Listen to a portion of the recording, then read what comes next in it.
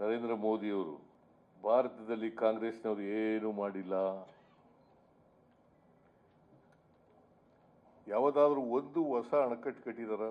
ನರೇಂದ್ರ ಮೋದಿಯವರು 10 ವರ್ಷ ಆಯಿತು ಪ್ರಧಾನಮಂತ್ರಿ, ಒಂದೇ ಒಂದು ಅಣೆಕಟ್ಟು. ಒಂದು ಪಬ್ಲಿಕ್ ಸೆಕ್ಟರ್ನಲ್ಲಿ ಒಂದು ಕೈಗಾರಿಕೆ ಮಾಡಿದ್ದಾರ? ಇವರು ನೆಹರು ಬಗ್ಗೆ, ನೆಹರೂರವರ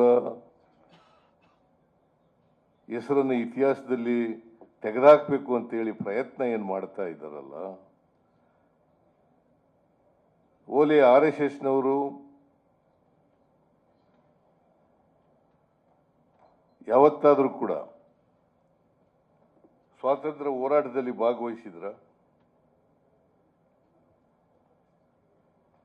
1925ನೇ ಇಸ್ವಿನಲ್ಲಿ RSS ಪ್ರಾರಂಭ ಆಯಿತು. 1925.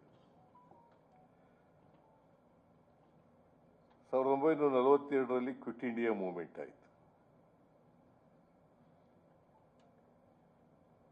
ಮಹಾತ್ಮ ಗಾಂಧೀಜಿಯವರು ಬ್ರಿಟಿಷರೇ ಈ ದೇಶವನ್ನು ಬಿಟ್ಟು ತೊಲಗಿ ಅಂತ ಕರೆ ಕೊಟ್ಟರು.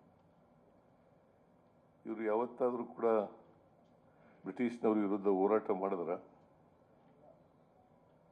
ಯಾವತ್ತೂ ಮಾಡಿಲ್ಲ. ನರೇಂದ್ರ ಮೋದಿ ಅವರೇನೋ ಸ್ವಾತಂತ್ರ್ಯ ಬಂದ ಮೇಲೆ ಹುಟ್ಟಿರೋರು. ಅದಕ್ಕಿಂತ ಹಿಂದೆ ಇದ್ರಲ್ಲ, ಹೆಡ್ಗೇವಾರು,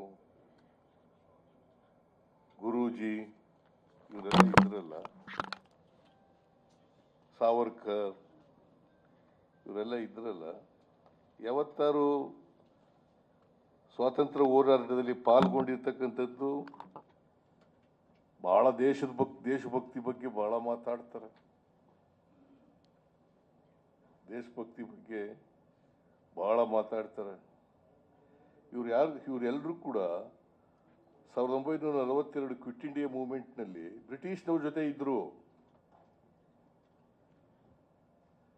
ಬ್ರಿಟಿಷ್ನವರಿಗೆ ಸಹಾಯ ಮಾಡ್ಕೊಂಡಿದ್ದಂಥವ್ರು.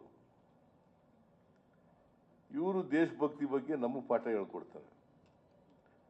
ದೇಶಕ್ಕೋಸ್ಕರ ತ್ಯಾಗ ಬಲಿದಾನಗಳನ್ನು ಮಾಡಿ ಸ್ವಾತಂತ್ರ್ಯ ಹೋರಾಟದಲ್ಲಿ ಭಾಗಿ ನೆಹರೂರವರು ಎಷ್ಟು ವರ್ಷ ಜೈಲಿನಲ್ಲಿದ್ದರು? ಎಷ್ಟು ವರ್ಷ ಯಾರಿಗೋಸ್ಕರ ಜೈಲಿನಲ್ಲಿದ್ದರು?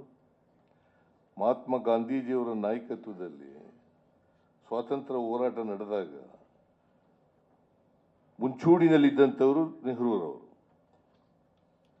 ನೆಹರೂರವ್ರ ಬಗ್ಗೆ ಮಾತಾಡಲಿಕ್ಕೆ ಇವ್ರಿಗೆ ಯಾವ್ದಾದ್ರು ನೈತಿಕತೆ ಇದೆಯಾ?